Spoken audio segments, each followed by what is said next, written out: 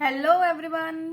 तो आज हम पढ़ने वाले हैं politics in India since independence का chapter number 1 challenges of nation building. इस चैप्टर में हमें बताया हुआ है कि इंडिया जब आज़ाद हुआ था तो उस टाइम पे क्या क्या सिचुएशन थी इंडिया में, क्या प्रॉब्लम थे, क्या चैलेंजेस थे और हमने उसे कैसे फेस किया।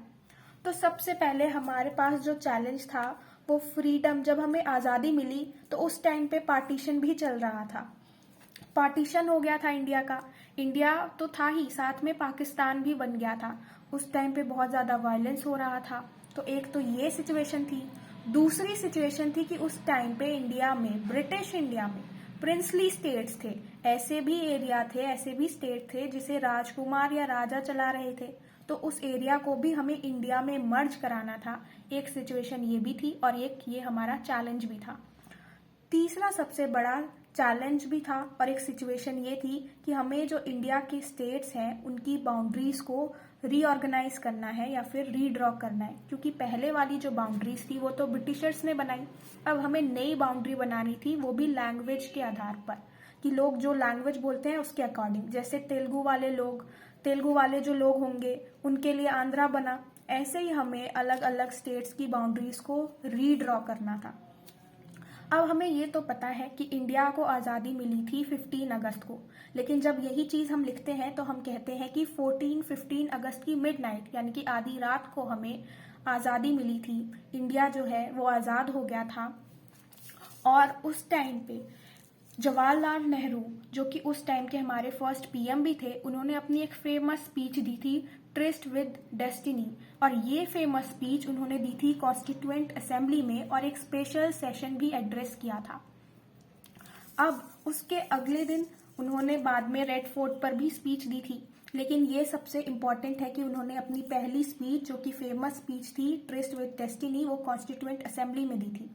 हमें ये तो पता है कि जब हम अपना फ्रीडम स्ट्रगल में हमारे बहुत सारे लोग पार्टिसिपेट कर रहे थे तो सबके अलग अलग थॉट थे, सबके अलग अलग विचार थे, लेकिन कुछ गोल्स ऐसे थे ना जिस पर सारे लीडर, ऑलमोस्ट सारे लीडर अग्री करते थे।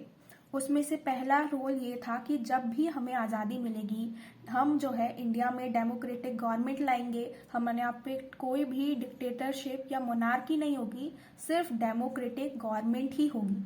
और दूसरा हमारा सबसे बड़ा गोल था कि जो भी हमारी गवर्नमेंट होगी वो सबके अच्छे के लिए काम करेगी। ऐसा नहीं है कि किसी एक कम्युनिटी के लिए काम कर रही है, नहीं, वो सबके अच्छे के लिए काम करेगी। खास करके जो पुअर लोग हैं उनके अच्छे के लिए, उनके भले के लिए काम करेगी, उन्हें गरीबी से निकालेगी। ये दो हमारे बहुत ही इम्पोर्टेंट गोल थे। अब आज़ादी भी मिल गई थी और अब टाइम था कि हमने जो प्रॉमिस, जो गोल लिया था उसको अचीव करने का। अब जब हम इस बात पे निकले ही थे कि हमें डेमोक्रेटिक गवर्नमेंट लानी है, हमें इंडिया को बिल्ड करना है एक अच्छा, एक डेमोक्रेटिक नेशन के तौर पे, तो हमारे पास कुछ चैलेंजेस थे और ये 3 चैलेंजेस बहुत ही ज़्यादा इम्पॉर्टेंट है। पहला चैलेंज तो ये था टू शेप अ नेशन।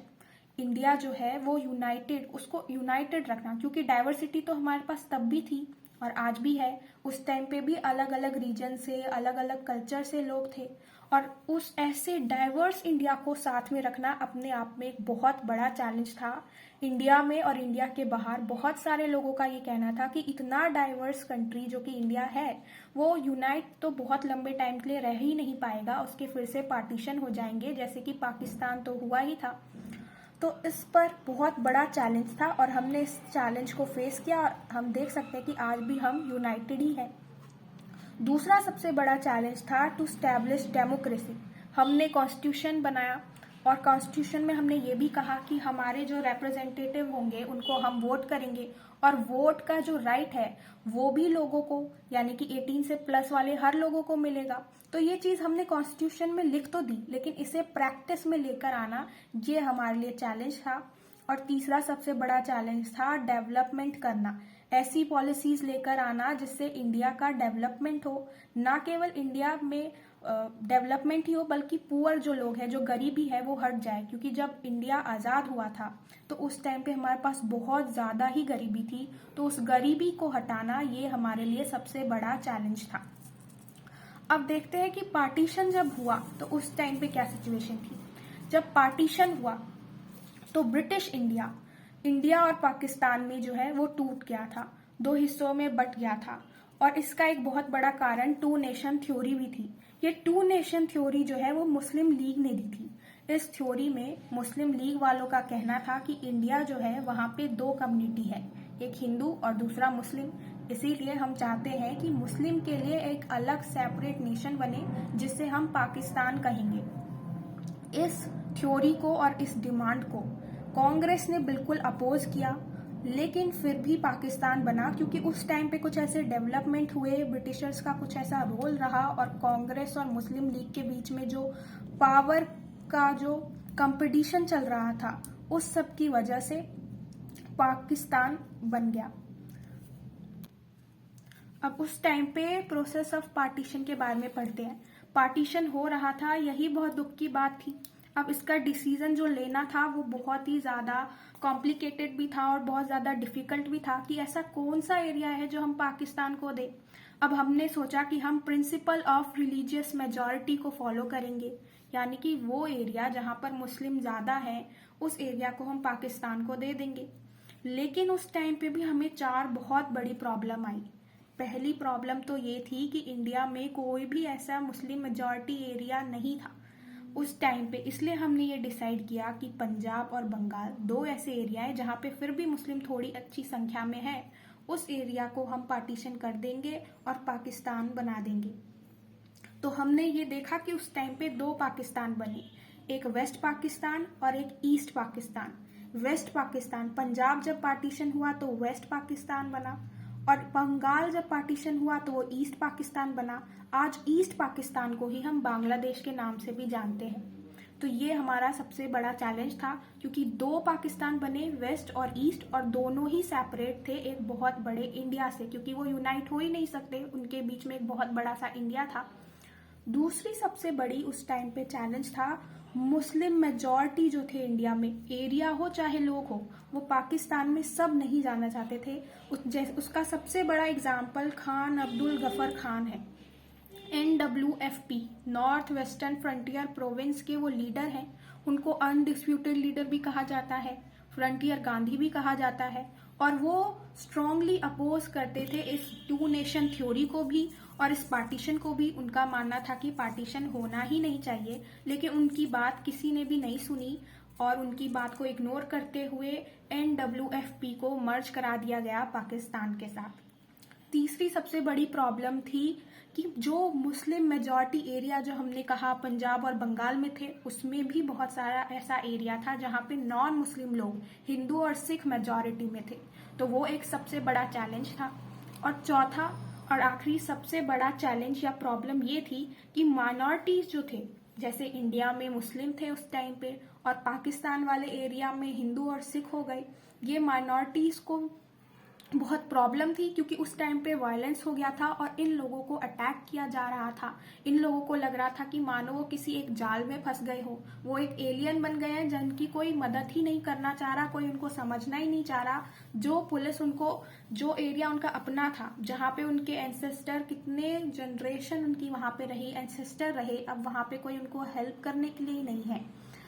वहां पर माइनॉरिटी की सबसे बड़ी प्रॉब्लम थी। जितना गवर्नमेंट और लोग सोचते जा रहे थे कि अब ये दंगा या वायलेंस खत्म होगा, उतना ही ज्यादा वो दंगा भड़कता हुआ चलने लगा।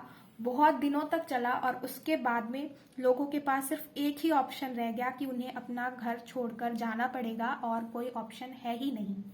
अब ये तो था कि पार्टीशन के टाइम पे क्या सिचुएशन थी, लेकिन पार्टीशन के क्या कॉन्सिक्वेंस थे वो अब हम पढ़ते हैं। तो 1947 में पार्टीशन हुआ था। अब ये यहाँ पर कितने सारे लोगों ने एक बॉर्डर से दूसरे बॉर्डर पे लोगों को जाना पड़ा। एकदम ट्रेजिक ट्रांसफर हुआ था पॉपुलेशन का, जो शायद ही पहले कभी ह्यूमन हिस्ट्री में हुआ होगा। कितने सारे लोगों को मार दिया गया। कुछ एरिया तो कम्युनल जोन्स में डिवाइड हो गए।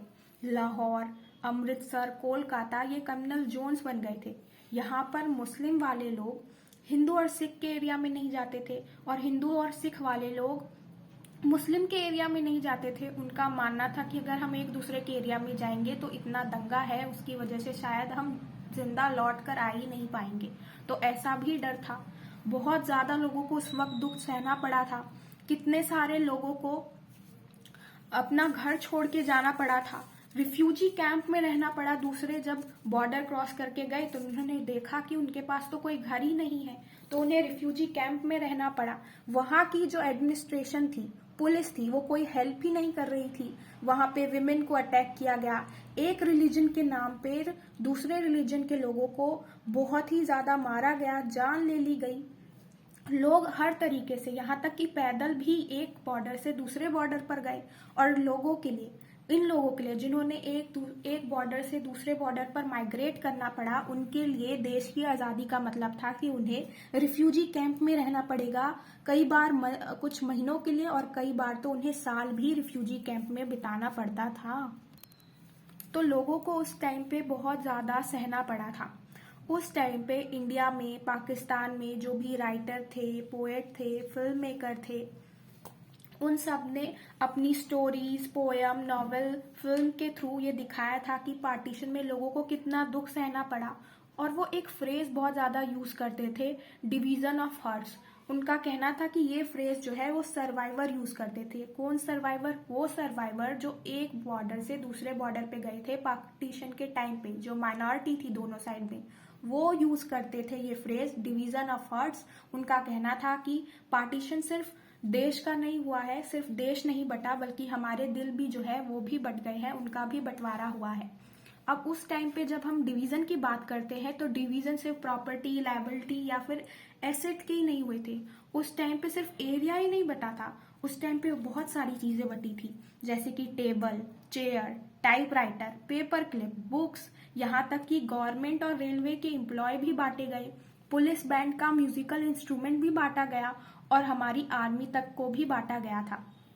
उस टाइम पे 80 लाख पीपल, 80 लाख लोगों जो थे, उन्हें माइग्रेट करना पड़ा था एक बॉर्डर से दूसरे बॉर्डर पर।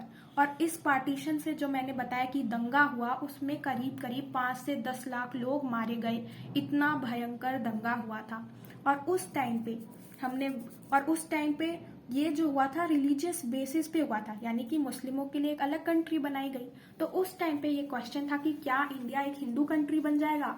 क्योंकि टू नेशन थ्योरी में मैंने बताया था कि मुस्लिम लीग ने कहा था कि मुस्लिम के लिए एक सेपरेट कंट्री चाहिए, पाकिस्तान।